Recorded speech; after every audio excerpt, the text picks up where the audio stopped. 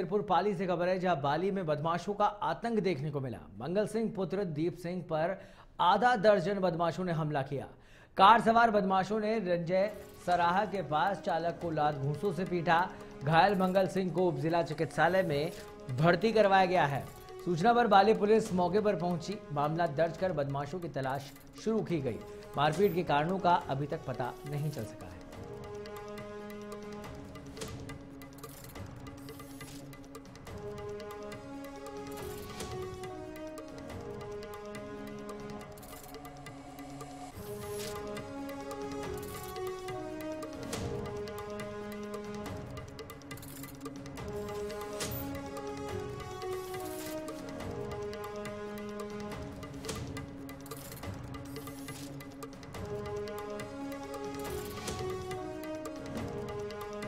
आंगई थाना पुलिस ने राशन गबन के आरोप में राशन डीलर को गिरफ्तार किया है।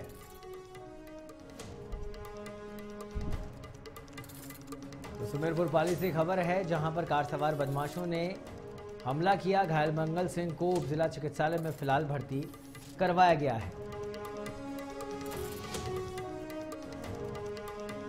राजस्थान में बाघों की संख्या में तेजी से वृद्धि हो रही है। प्रदेश के सभी 5 टाइगर रिजर्व में बाघों का आंकड़ा 150 के पार पहुंच गया है। सबसे ज्यादा बाघ प्रदेश के सबसे बड़े रणथंभौर टाइगर रिजर्व में है। यहां बाघों की संख्या 82 पहुंच गई है। मरुधरा में तेजी से बढ़ती बाघों की संख्या में रणथंभौर का विशेष योगदान रहा है। रणथंभौर की ही बदौलत सूबे के सभी टाइगर रिजर्व बाघों से आबाद है और यहां निरंतर बाघों की संख्या में तेजी से इजाफा हो रहा है, जो कि राज्य सरकार और वन विभाग के साथ ही वन्य जीव प्रेमियों के लिए खुशी की खबर है।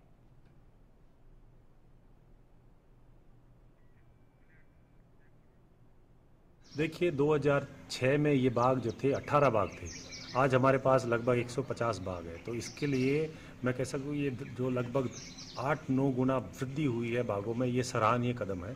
इसके लिए पहले तो वन विभाग, राज्य सरकार, इसमें काम करने वाले तमाम लोगों को और स्थानीय समुदायों को बहुत बहुत ये धन्यवाद है कि इन्होंने ये सब प्रयास के बाद में बाघों की संख्या सुरक्षित हुई है।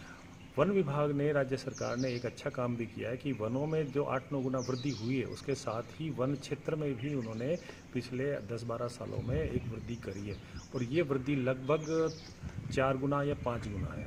यानी 5 गुना हमारा क्षेत्र बढ़ चुका है पहले की बनिस्पत, क्योंकि हमारे यहाँ 3 नए बाघ क्षेत्र बने हैं, मुकुंदरा, रामगढ़ और धौलपुर का क्षेत्र। बारह के प्रभारी मंत्री ओटाराम देवासी ने गुरुवार को मिनी सचिवालय सभागार में जिला स्तरीय अधिकारियों की बैठक ली, जिसमें बजट घोषणाओं, फ्लैगशिप योजनाओं और वंदे गंगा जल संरक्षण जन अभियान की समीक्षा की गई।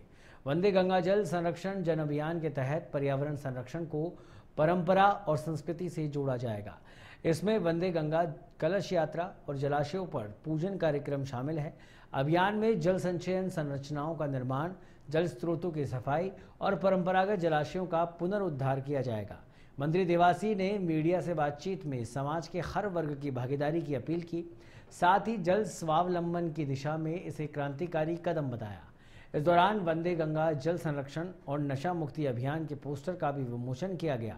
बैठक में विभिन्न विभागों के अधिकारी मौजूद रहे।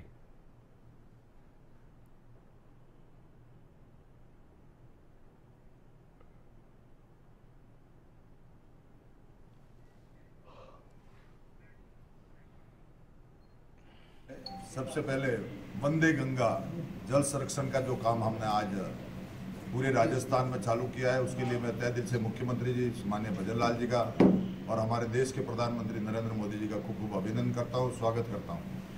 क्योंकि ये वंदे गंगा जल संरक्षण का जो मामला हमारे पूरे हिंदुस्तान में, पूरे राजस्थान में और अमुक जिलों में इसकी बहुत बड़ी समस्या है। और जल के लिए हमने पहले भी योजना बनाई थी कि आने वाले समय में हम जल को किस तरह से संजो कर रखें। जल है तो कल है, इसको लेकर के हमारा लक्ष्य जो चल रहा है कि अगर जल को रोक कर इसके स्टैक से तैयार करके और रोक करके इसके लिए पानी रिचार्ज कैसे हो, उसके लिए हमारी जो योजना है उसको हम आगे बढ़ा रहे हैं। भरतपुर एसीबी की बड़ी कार्रवाई देखने को मिली। पटवारी को 8,000 रुपए की रिश्वत लेते ट्रैप किया गया। जमीन का सीमा ज्ञान करवाने की अवेज में ये राशि मांगी गई थी। पीपला हल्का पटवारी मुकेश गुप्ता को एसीबी की टीम ने रंगे हाथों पकड़ा। भरतपुर एसीबी टीम ने कार्रवाई को अंजाम दिया।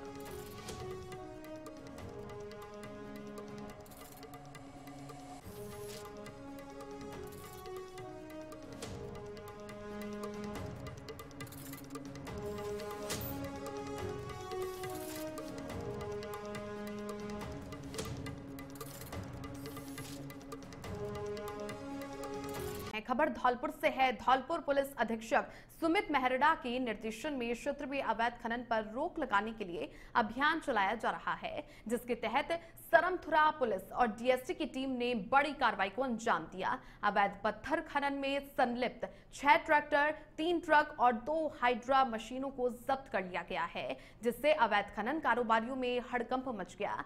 सरमथुरा थाना प्रभारी कृपाल सिंह ने बताया कि डीएसटी और सरमथुरा पुलिस ने संयुक्त रूप से अभियान चलाया। इसी दौरान 6 खनन माफियाओं को मौके से ही गिरफ्तार कर लिया गया। इस कार्रवाई में जब्त किए गए सभी वाहनों को सरमथुरा थाना परिसर लाया गया है। पुलिस ने फॉरेस्ट एक्ट सहित अन्य धाराओं में मामला दर्ज करके जांच पड़ताल करनी शुरू कर दी है। अवैध खनन को लेकर के धौलपुर में जिस तरह से एक्शन देखने को मिल रहा है और डीएसटी की टीमें ग्राउंड पर उतर करके जो जंगलों में इस अतिक्रमण को मुक्त करवाने के लिए कार्रवाई भी चला रही है। अतिक्रमण के साथ में जो अवैध खनन किया जा रहा है उस पर पुलिस और डीएसटी की टीमें एकजुट होकर के कार्रवाई कर रही है।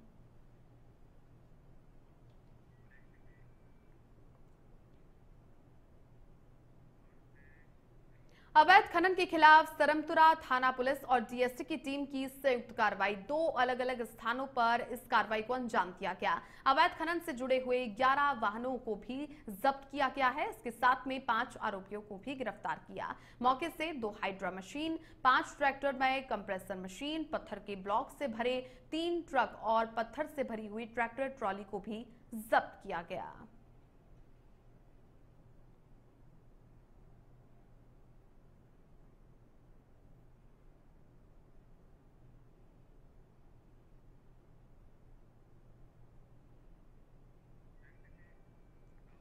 अंगई थाना पुलिस ने राशन गबन के आरोप में राशन डीलर को गिरफ्तार किया है। राशन डीलर ने अंगूठा लगवाने के बाद भी उपभोक्ता को राशन वितरण नहीं किया।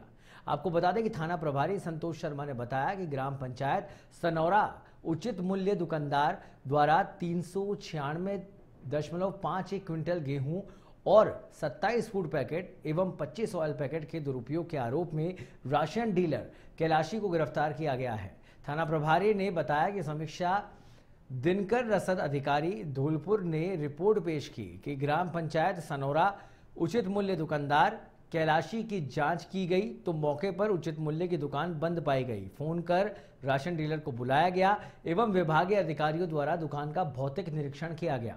इस दौरान 60 क्विंटल गेहूं ही मिला। अधिकारियों ने पड़ताल की तो राशन डीलर ने उपभोक्ताओं को राशन नहीं देने की बात कही।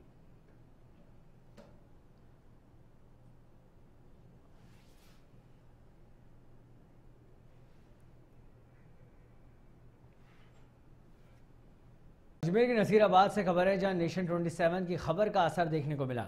छावनी परिषद अधिशासी अधिकारी doctor Nitesh Gupta action mode में दिखाई दिए।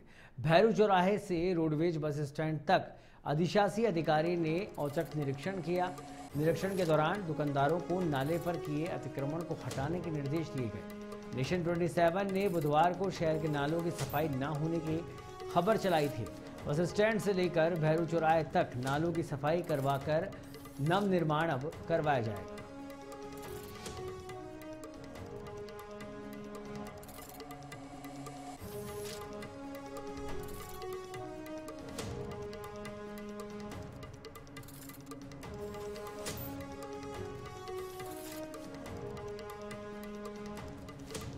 तो नेशन 27 की खबर का असर और प्रशासन हरकत में आया। बुधवार को शहर के नालों की सफाई न होने की खबर चलाई गई थी। प्रमुखता से जब ये खबर चलाई गई नेशन 27 पे, तो अजमेर के नसीराबाद में प्रशासन एक्शन मोड में नजर आया। तस्वीरें इस समय आपके सामने हैं, जहां पर अब तैयारी की जा रही है कि नालों को नई बनावट दी जाएगी। दुकानदारों का जो अतिक्रमण है उसे हटाया जाएगा। अजमेर जिले के नसीराबाद से है। यहाँ प्री मानसून की पहली बारिश ने शहर के मुख्य नालों की सफाई नहीं होने के कारण छावनी परिषद की बड़ी चूक को उजागर कर दिया था, जिसकी खबर नेशन 27 ने बुधवार को प्रमुखता से चलाई थी। जिसके बाद छावनी परिषद अधिशासी अधिकारी doctor Nitish Gupta action mode में नजर आए। उन्होंने भैरू चौराहे से रोडवेज बस स्टैंड तक बने नाले का निरीक्षण कर कर्मचारी को सख्त निर्देश दिए। मानसून से पहले नालों की पूरी सफाई करवाने और क्षतिग्रस्त नालों को तुरंत दुरुस्त करने के निर्देश दिए। साथ ही उन्होंने दुकानदारों को नाले के ऊपर से किए अतिक्रमण को हटाने के निर्देश दिए।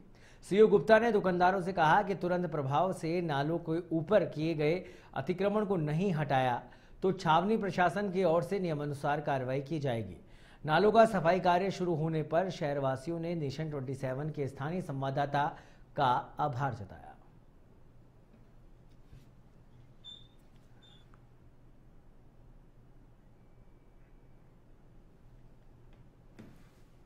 मारोट कस्बे में पेयजल के कई स्रोत हैं, लेकिन प्रशासन की अनदेखी के चलते आज वे अपना अस्तित्व खो रहे हैं। पीएम मोदी की ओर से पानी संरक्षण को लेकर वंदे गंगा जल संरक्षण जन अभियान चलाया जा रहा है। इसके विपरीत मारोट में लोगों की प्यास बुझाने वाली बावड़ी अपनी बदहाली पर आंसू बहा रही है।